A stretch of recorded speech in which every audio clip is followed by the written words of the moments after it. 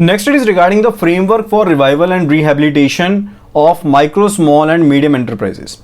तो micro small medium enterprises के growth को देखते हुए एंड इनकी इंपॉर्टेंस को देखते हुए जरूरी था कि एक सिंपल एंड फास्टर मैकेनिज्म हो, ताकि जो भी स्ट्रेस है इस पोर्टफोलियो में, जो भी अकाउंट्स रिलेटेड टू हैं एमएसएमई, उनमें जल्दी से जो स्ट्रेस है उसको निकाला जा सके एंड फर्दर जो रीस्ट्रक्चरिंग पैकेज है, रिहेबिलिटेशन पैकेज है, वो एमएसएमईज को प्रोवाइड किया जा सके। तो इसके लिए जो ministry of micro small and medium enterprises, जिसको हम एमएमएसएमई भी कहते हैं, एंड फर्दर इन्होंने यहां पर एक फ्रेमवर्क निकाला for the revival and rehabilitation of MSMEs. Okay,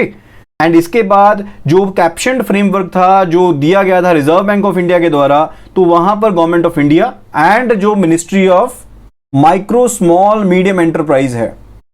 इन्होंने जो कैप्शन्ड यहां पर फ्रेमवर्क था रिजर्व बैंक ऑफ इंडिया में, उसमें कुछ चेंजेस किए ताकि इसे कंपैटिबल बनाया जा सके with the existing IRAC norms. ठीक है, तो जो आईआरएसी यानी कि income recognition and asset classification के जो नॉर्म्स है, उनके साथ इन्हें साथ में इनलाइन लेकर आया जा सके, तो इसके रिगार्डिंग यहां पर कुछ चेंजेस किए गए। तो पहली चीज यहां पर जो कही गई, that was regarding the policy, यानी कि बोर्ड अप्रूव्ड एक पॉलिसी की यहां पर जरूरत पड़ेगी। There should be an board approved policy and further ये जो फ्रेमवर्क है एमएसएमई के रिवाइवल का, रिहेबिलिटेशन का, that would be applicable on the loans जिनकी लिमिट है, जो लोन है अप टू ₹25 करोड़, 25 करोड़ तक के जो लोन है उनके ऊपर एप्लीकेबल रहेगी। एंड इनमें multiple banking arrangement and consortium lending के लोन भी इसमें शामिल रहेंगे। एंड साथ ही साथ फ्रेमवर्क जो है वो ये कहता है कि जैसे ही आपको स्ट्रेस सिग्नल्स देखने को मिलते हैं लोन में, यानी कि आपको इरेगुलरिटी दिखती है, जिसकी क्लासिफिकेशन हमने किसमें की थी, SMA 0 में, SMA 1 में एंड SMA 2 में। ठीक है, तो इसके हिसाब से आपको साथ ही साथ क्या करना है, आइडेंटिफाई करना है उन लोन्स को। जैसे SMA 0 में हम कब कहते हैं, जब आपके पास जो प्रिंसिपल जो इंटरेस्ट है वो 30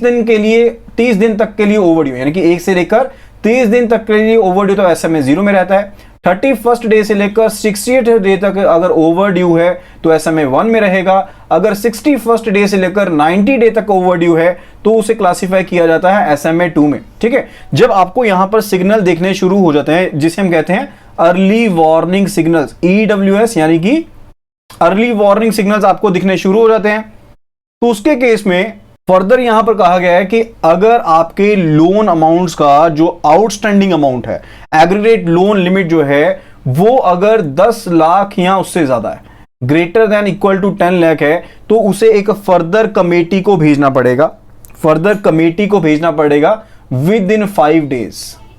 कमेटी को भेजना पड़ेगा with in 5 working days, 5 working days में यहां पर आपको भेजना पड़ेगा कमेटी के पास। तो मैं दोबारा से रिपीट कर रहा हूं, जहां पर आपको अर्ली वार्निंग सिग्नल देखने को मिल गए हैं, यानी कि SMA कैटेगरी में प्लेस हो गया है अकाउंट आपका, एंड जो आपका एग्रीगेट एक्सपोजर लिमिट है वो 10 लाख या उससे ज्यादा है, उसके केस में आप कमेटी को फॉरवर्ड करेंगे विद इन 5 डेज, ताकि एक करेक्टिव एक्शन प्लान CAP को यहां पर तैयार किया जा सके, करेक्टिव एक्शन प्लान को यहां पर तैयार किया जा सके। एंड ये कमेटी के पास भेजना मैंडेटरी हो जाता है जब आपका जो लोन अकाउंट है that is classified under SMA 2।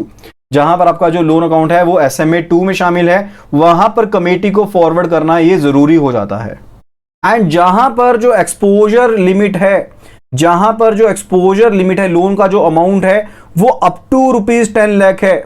यहां पर एक रेक्टिफिकेशन करना चाहता हूं, यहां पर जो अमाउंट है that is only greater than 10 lakh, यानी कि जो अमाउंट सिर्फ 10 लाख से ज्यादा ऊपर है उसे 5 दिन के बीच में भेजना है। एंड फर्दर जहां पर SMA 2 है वहां पर मैंडेटरी रहता है कि आपने कमेटी के पास भेजना है। एंड जहां पर आपकी एक्सपोजर जो लिमिट है that is up to ₹10 lakh, वहां पर जो CAP रहेगा वो ब्रांच के द्वारा ही डिसाइड किया जाएगा, वो ब्रांच लेवल के ऊपर ही डिसाइड किया जाएगा। जब आपका जो लोन है वो SMA 2 में आ गया है, जब SMA 2 में आ गया है तो वो ब्रांच के द्वारा ही करेक्टिव एक्शन प्लान यहां पर लिया जाना चाहिए। ठीक है, एंड ये जो corrective action plan branch level पर लिया जाएगा, ये जो भी बैंक अप्रूव्ड पॉलिसी होगी उसके हिसाब से लिया जाएगा। Then it is regarding committees for stressed asset. तो यहां पर ये मान के चलिए कि बैंक XYZ है जिसका यहां पर एक्सपोजर है MSME में, यानी कि इसने MSME सेक्टर्स को लोन दे रखे हैं, तो यहां पर एमएसएमई को अगर लोन दे रखे हैं तो स्ट्रेस्ड अकाउंट में होंगे। तो अगर स्ट्रेस्ड अकाउंट्स हैं एंड फर्दर इसका एक्सपोजर है एमएसएमई से रिलेटेड, तो वहां पर बैंक को कमेटीज को बनाना पड़ेगा, कमेटीज को कंस्टिट्यूट करना पड़ेगा। एंड ये जो कमेटीज को कंस्टिट्यूट किया जाएगा ये डिस्ट्रिक्ट लेवल पर किया जाएगा। This will be done at zonal level and further regional level के ऊपर भी यहां पर जो कमेटीज हैं उन्हें कंस्टिट्यूट किया जाएगा। एंड ये डिपेंड करता है on the number of cases financed, ठीक है, यानी कि एक पर्टिकुलर लोकेशन पर आप कितने अपने एमएसएमईज को फाइनेंस किया है उसके हिसाब से इन कमेटीज को डिफरेंट लेवल्स के ऊपर कॉन्स्टिट्यूट किया जाएगा। एंड ये जो कमेटीज होंगी ये बेसिकली क्या होंगी, these will be standing committees, these will be standing committees. And ये इनकी ज्यूरिसडिक्शन में जो ब्रांचेस फॉल कर रही हैं उनके स्ट्रेस्ड अकाउंट्स को रिजॉल्व करेंगी। एंड फर्दर जहां पर कंसोर्शियम एडवांस है, जहां पर कंसोर्शियम एडवांस है या मल्टीपल बैंकिंग अरेंजमेंट है, उसके केस में केस कौन सी कमेटी को रेफर किया जाएगा, जिसका शेयर सबसे ज्यादा बड़ा है ना, लार्जेस्ट शेयर होल्डर है जो, यानी कि कंसोर्शियम लेंडिंग में सबसे ज्यादा जिसकी शेयर होल्डिंग है लोन में, ठीक है, उसकी कमेटी को केस यहां पर रेफर किया जाएगा, उसकी कमेटी को केस जो है वो रेफर किया जाएगा। फर्दर ये जो कमेटी यहां पर होगी, लाइकवाइज यहां पर मान लीजिए कि 6 बैंक हैं A B C D E जिन्होंने कंसोर्शियम फाइनेंसिंग कर रखी है, जिसमें ए का जो शेयर है वो सबसे ज्यादा बड़ा है। तो अगर ये स्ट्रेस होता है, अकाउंट में स्ट्रेस रहता है, तो उसके केस में ये ए बैंक की कमेटी को केस फॉरवर्ड किया जाएगा। एंड फर्दर अगर जरूरी लगता है कमेटी को कि बाकी जो लैंडर्स हैं उनके साथ भी कम्युनिकेट किया जाए, उनके साथ भी यहां पर कोऑर्डिनेट किया जाए, तो ये कमेटी इस चीज का काम भी करेगी।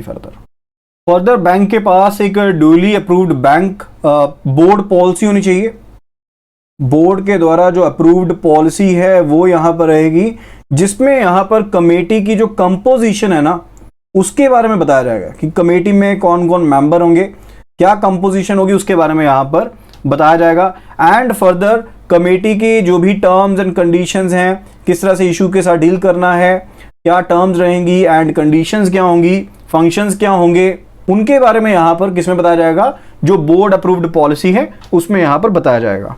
एंड जो भी यहां पर कमेटी में डिसीजंस लिए जाएंगे, जो भी कमेटी में डिसीजंस लिए जाएंगे, that will be by way of majority, यानी कि वोटिंग सिस्टम होगा एंड जिसके केस में ज्यादा मेजॉरिटी रहेगी वो डिसीजन इंप्लीमेंट किया जाएगा। एंड इन केस अगर टाई होता है, इन केस अगर टाई होता है, यानी मान लीजिए कोई डिसीजन लेना है यस एंड नो का,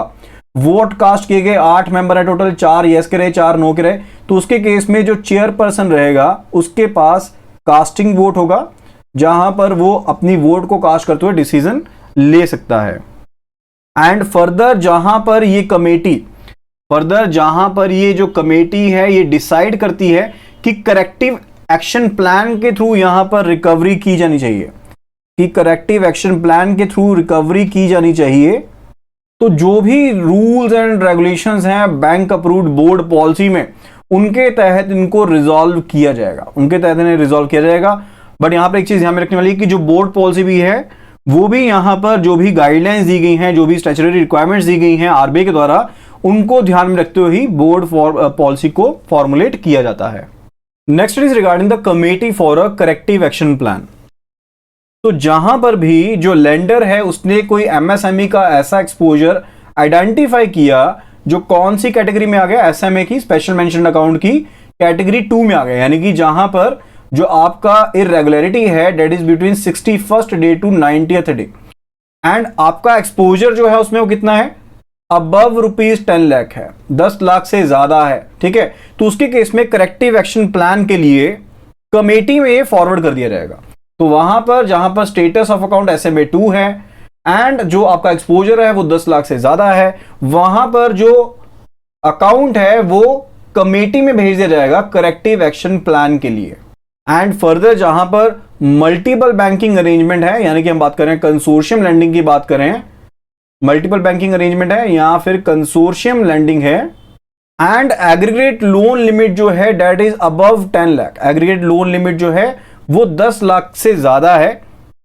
वहां पर जो लेंडर है, जैसे मान लीजिए हमने 6 यहां पर लेंडर्स की एग्जांपल ही थी ना, जिसमें ए का जो शेयर था सबसे ज्यादा है, तो यहां पर मान लीजिए बी का एक्सपोजर जो है वो भी यहां पर 10 लाख से ज्यादा है, एंड इसमें यहां पर स्ट्रेस अमाउंट है एंड SMA 2 कैटेगरी में है। तो यहां पर बी जो है डायरेक्टली वो एक एप्लीकेशन को फाइल कर सकता है फॉर CAP। बी जो है यहां पर लीड बैंक की जो कमेटी होगी ना, लीड बैंक की जो कमेटी होगी वहां पर एप्लीकेशन फाइल कर सकता है फॉर CAP कि करेक्टिव एक्शन प्लान यहां पर बनाया जाए। तो IBA के द्वारा ना इसके लिए फॉर्मेट दिया गया, इंडियन बैंक एसोसिएशन के द्वारा इसके लिए फॉर्मेट दिया गया है। उस फॉर्मेट के ऊपर यहां पर सभी डिटेल्स के साथ एंड जो दूसरे डॉक्यूमेंट है वो यहां पर बाकी लैंडर्स को भी क्या किए जाएंगे, प्रिस्क्राइब किए जाएंगे। बाकी लैंडर्स को भी जो यहां पर हैं CDE एंड F हैं उनको भी यहां पर प्रिस्क्राइब किए जाएंगे। ठीक है, एंड वो डॉक्यूमेंट्स क्या क्या रहेंगे? पहली चीज तो ये है कि जितने भी आपके पास लेटेस्ट ऑडिटेड अकाउंट है, यानी कि जो भी आपके पास फाइनेंशियल स्टेटमेंट्स हैं, लेटेस्ट ऑडिटेड फाइनेंशियल स्टेटमेंट्स हैं एंटरप्राइज की, वो हो गई। सेकेंडली डिटेल्स ऑफ लायबिलिटी, यानी कि जो भी लायबिलिटीज हैं एंटरप्राइज की, डिटेल्स ऑफ लायबिलिटीज, चाहे वो स्टेट गवर्नमेंट के लिए कोई लायबिलिटी है या फिर सेंट्रल गवर्नमेंट के लिए कोई लायबिलिटी है, कोई अनसिक्योर्ड क्रेडिट है, सभी की डिटेल्स जो है वो जाएंगी साथ में। फर्दर नेचर ऑफ स्ट्रेस जो एक एंटरप्राइज के द्वारा फेस किया जा रहा है उसकी डिटेल्स, एंड फर्दर रिगार्डिंग कि क्या सुजेस्टेड रेमेडियल एक्शन लेना चाहिए, suggested remedial action to be taken. ठीक है, तो IBA फॉर्मेट में साथ में ये चीजें साथ में जाएंगी सभी लैंडर्स के पास in case of multiple banking arrangement and consortium landing.